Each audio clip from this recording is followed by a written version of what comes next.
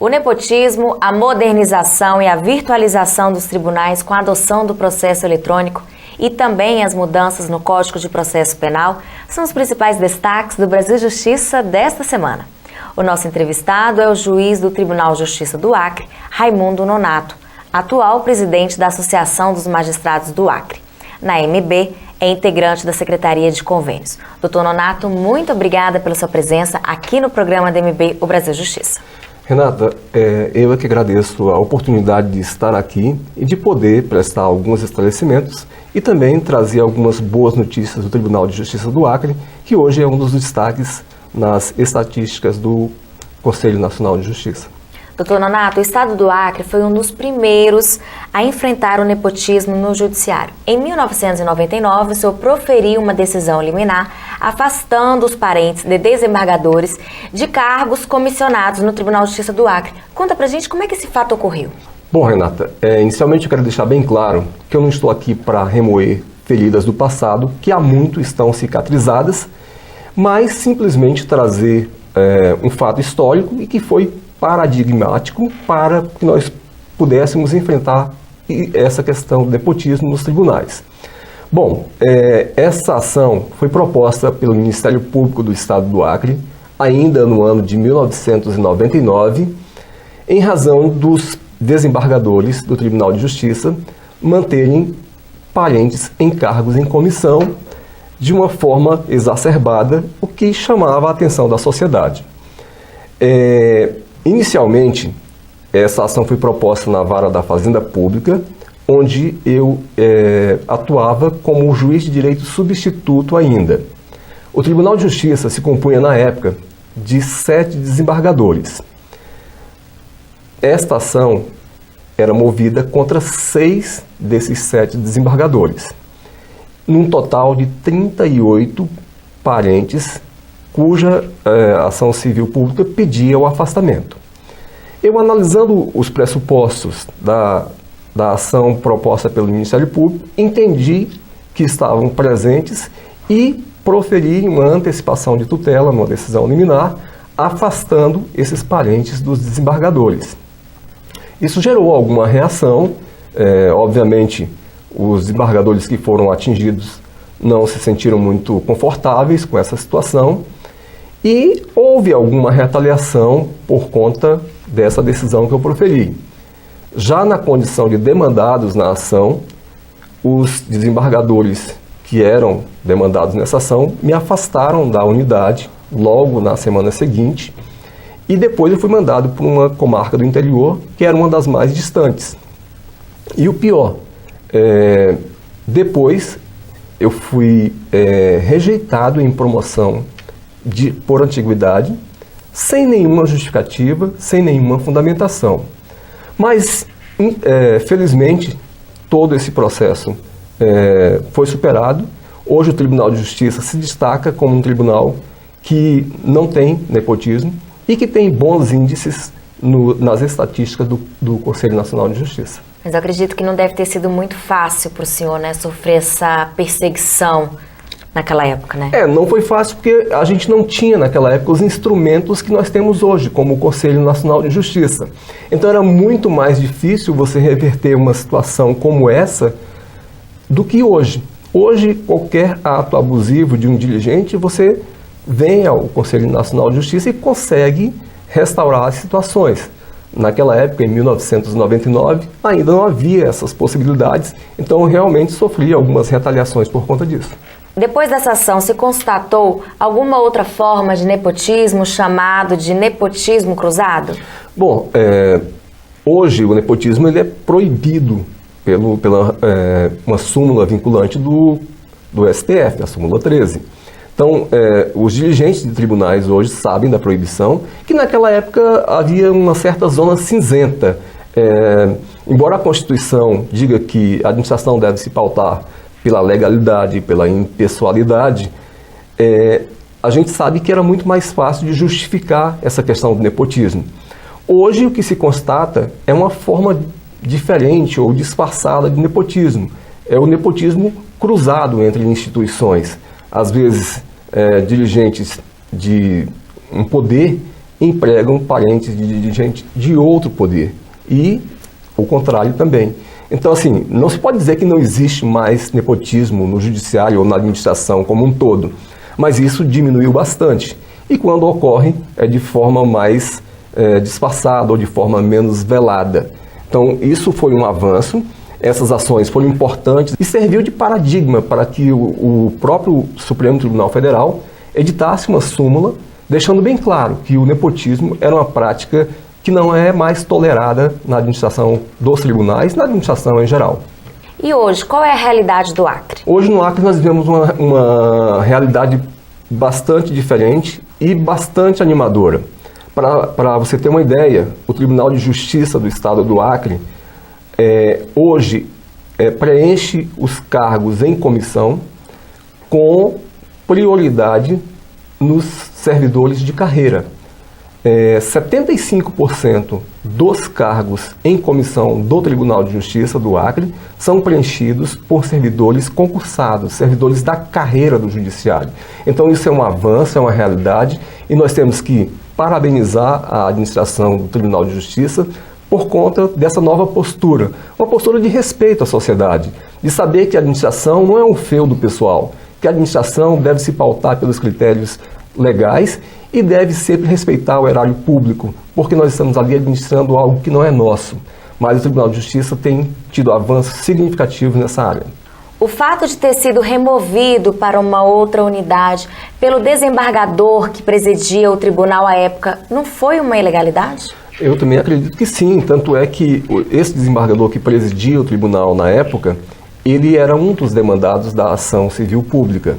Ele também tinha parentes no tribunal e já estava citado. Então ele não podia mais praticar um ato administrativo contra um juiz que o estava processando. Notadamente porque o meu ato era um ato judicial.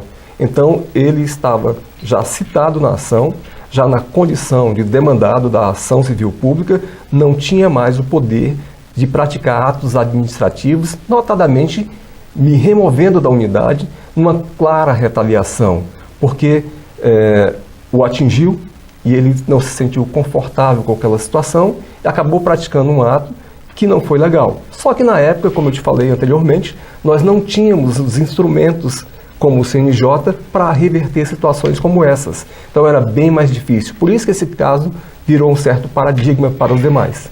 Muito obrigada. No próximo bloco, o juiz do Tribunal de Justiça do Acre, Raimundo Nonato, vai falar sobre a modernização e a virtualização dos tribunais com a adoção do processo eletrônico. Fique com a gente, o intervalo é rapidinho.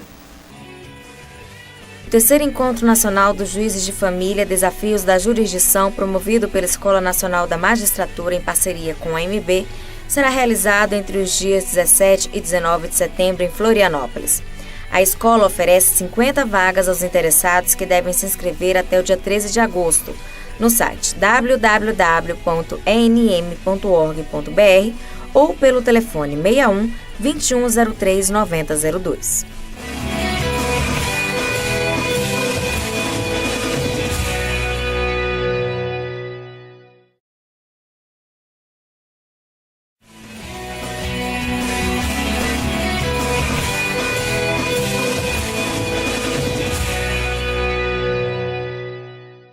Estamos de volta com o programa DMB, o Brasil Justiça. No primeiro bloco, conversamos sobre o nepotismo. Agora, o juiz do Tribunal de Justiça do Acre, Raimundo Nonato, vai falar sobre a modernização e a virtualização dos tribunais com a adoção do processo eletrônico. Doutor Nonato, quais são as facilidades que o processo de virtualização trouxe para as unidades do Poder Judiciário? Bom, Renata, são várias facilidades. Uma delas é você poder gerenciar e despachar os processos de qualquer lugar onde você esteja. Eu falo de qualquer lugar do mundo. Eu posso estar em casa, assinar um mandado virtualmente, eu posso estar em outra cidade, em outro país e despachar o processo de onde eu estou. Então essa é uma das facilidades. Hoje nós podemos citar um exemplo, nós temos 3 magistrados fazendo um mestrado naquele convênio da Associação dos Magistrados de Pernambuco com a Universidade de Lisboa, e eles foram liberados apenas parcialmente pelo Tribunal de Justiça.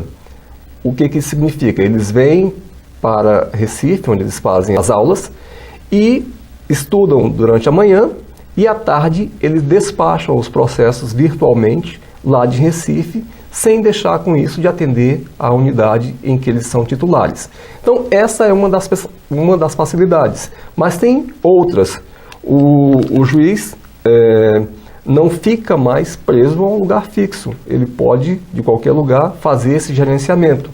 No caso do Tribunal de Justiça do Acre, conta pra gente como é que está o processo de virtualização.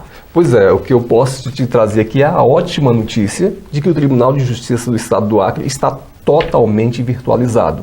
Desde a comarca mais distante do Estado, a todas as unidades da capital e também o segundo grau. O Tribunal, no segundo grau de jurisdição, também já está virtualizado. Hoje, nós fomos o primeiro tribunal do país a concluir o processo de virtualização. Isso não é fácil, envolve todo um processo anterior de digitalização dos processos. É um trabalho que às vezes tem que parar uma unidade por determinado período, mas é necessário para que nós tornemos isso moderno e possamos perpetuar para o futuro esses processos que já estão totalmente virtualizados. Houve agilidade na tramitação dos processos após a virtualização? Certamente, hoje o juiz tem melhores instrumentos para gerenciar as unidades e também com isso trouxe uma agilização. Eu cito aqui para você um paradigma com os bancos, Renata. Os bancos, se tivesse que atender cada cliente hoje dentro da agência, eles não teriam mais condição de fazer isso. Por que os bancos foram os primeiros a correr com a automação bancária? Porque eles viram que no futuro isso não seria possível atender fisicamente cada pessoa. Então o Tribunal de Justiça do Acre está de parabéns porque também teve essa visão de agilizar esse processo para que nós, nessa corrida futurística, já estivéssemos na frente. E hoje nós podemos nos orgulhar de estarmos com todo o Tribunal de Justiça virtualizado. Advogados, defensores e promotores de justiça aceitaram essa nova modalidade de tramitação dos processos?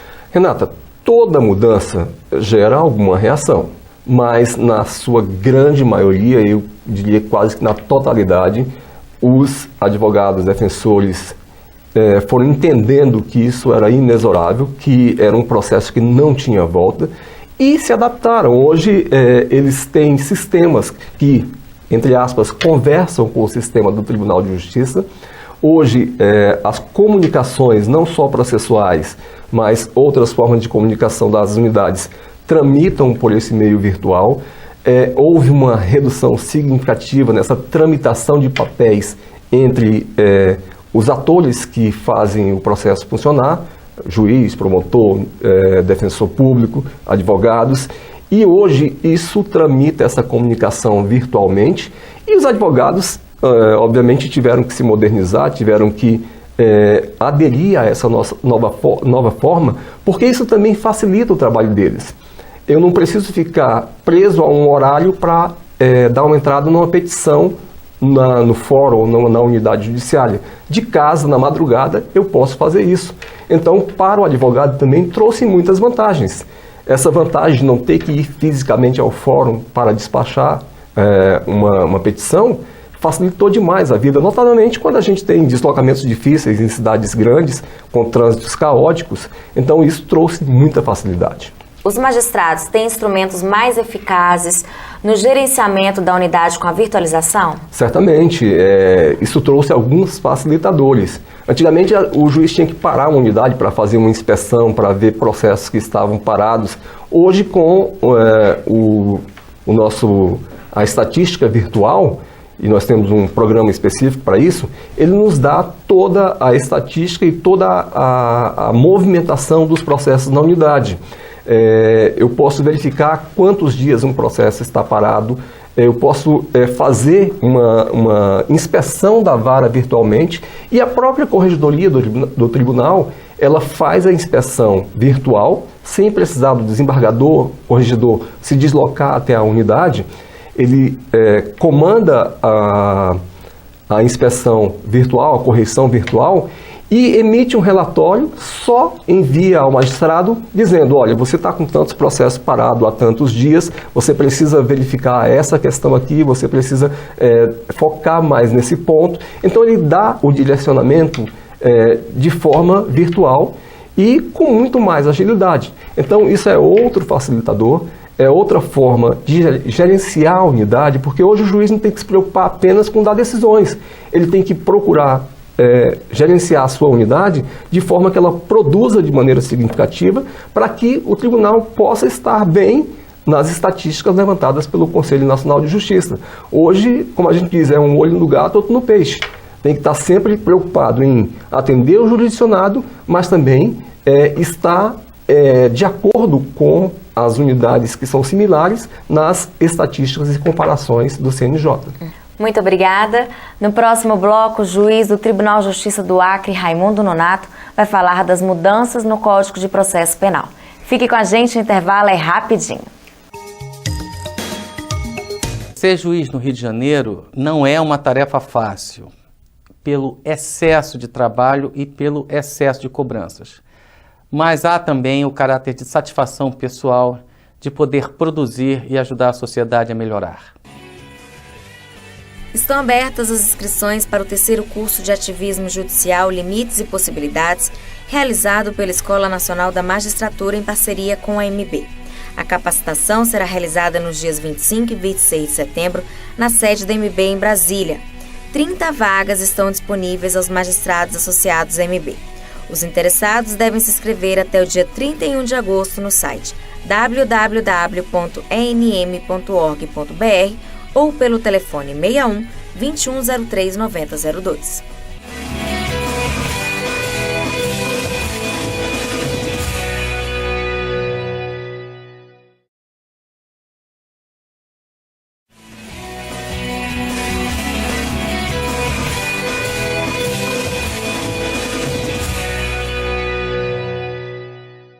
Estamos de volta com o Brasil Justiça. Nos 2 blocos anteriores, conversamos sobre o nepotismo, a modernização e a virtualização dos tribunais com a adoção do processo eletrônico. Agora, o juiz do Tribunal de Justiça do Acre, Raimundo Nonato, vai falar das mudanças no Código de Processo Penal. Doutor Nonato, o deslocamento do interrogatório do réu para o final da instrução processual trouxe vantagem ou prejuízo? Na verdade, Renata, isso é uma valorização do princípio constitucional da ampla defesa.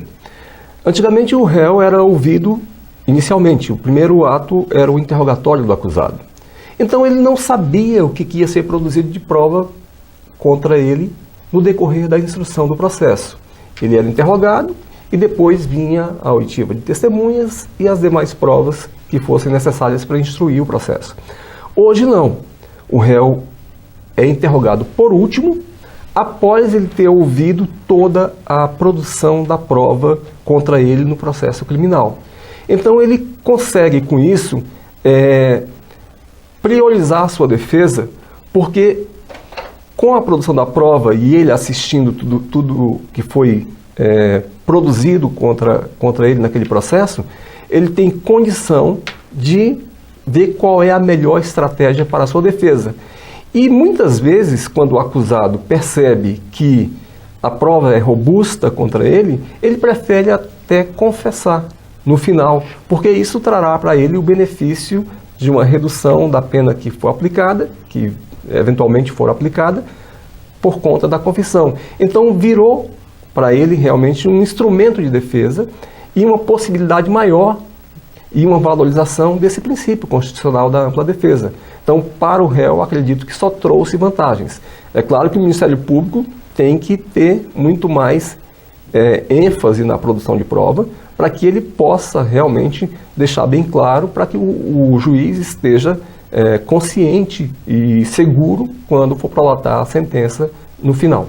A audiência una de instrução e julgamento trouxe mais celeridade ao andamento do processo? Isso com certeza.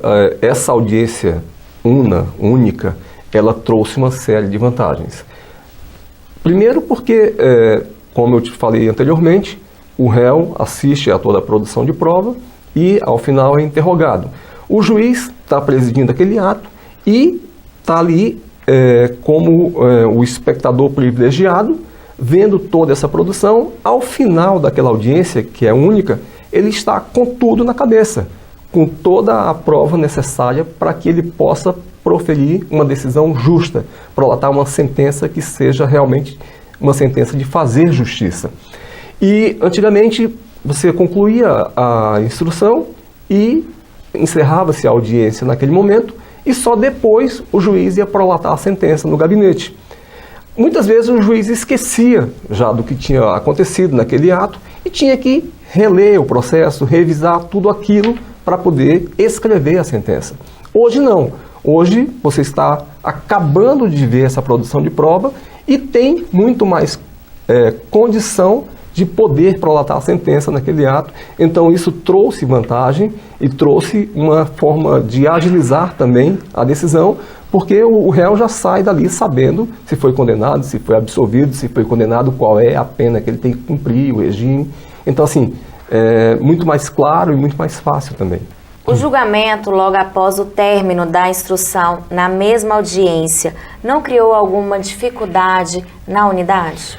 Não, na verdade nós tivemos que reaprender a fazer a pauta, porque antes você marcava mais audiências, mas em compensação você não dava as sentenças na audiência. Então você fazia mais instrução, mas dava a sentença posteriormente e num número menor. Hoje você marca um número menor de audiências, mas em compensação você já prolata a sentença naquele mesmo ato.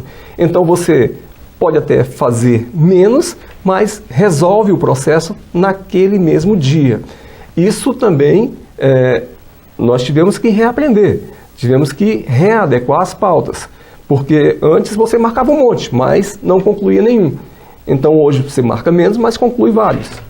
Das mudanças no Código de Processo Penal, quais são as que o senhor considera as mais importantes? Bom, as mais importantes, sem dúvida, são o interrogatório do réu ao final da instrução, porque isso privilegia o princípio da ampla defesa, e também a audiência num único ato.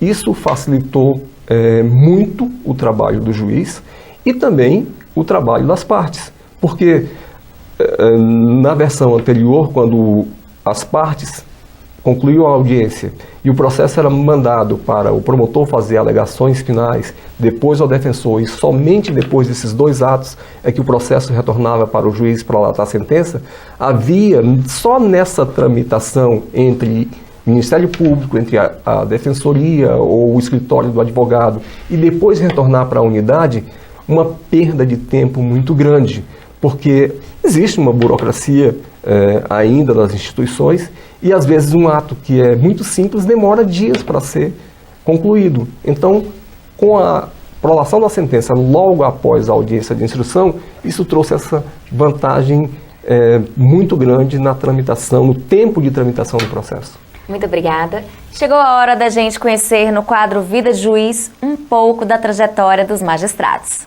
Antônio Alves de Araújo, eu sou juiz da 11ª Vara de Família da comarca de Fortaleza. Resolvi ser juiz de direito, principalmente para fazer justiça e ver mudar alguma coisa da sociedade para melhor. E lhes digo, quem quiser ser juiz, ele tem que ter conhecimento jurídico, ter moral ilibada e, sobretudo, coragem para decidir. Agradeço ao juiz Raimundo Nonato pela entrevista. Renata, eu que agradeço o privilégio de poder estar aqui, de poder trazer um pouco das inovações do Tribunal de Justiça do Acre, dizer dos bons números que o Tribunal de Justiça apresenta nas estatísticas do Conselho Nacional de Justiça e dizer que o Estado do Acre se sente orgulhoso de estar aqui também e poder levar um pouco dessas boas notícias para o Brasil. Muito obrigada. Nosso programa termina aqui. Se você quiser participar ou sugerir algum tema, escreva para o nosso e-mail brasiljustiça@amb.com.br. Muito obrigada pela sua companhia e até o próximo.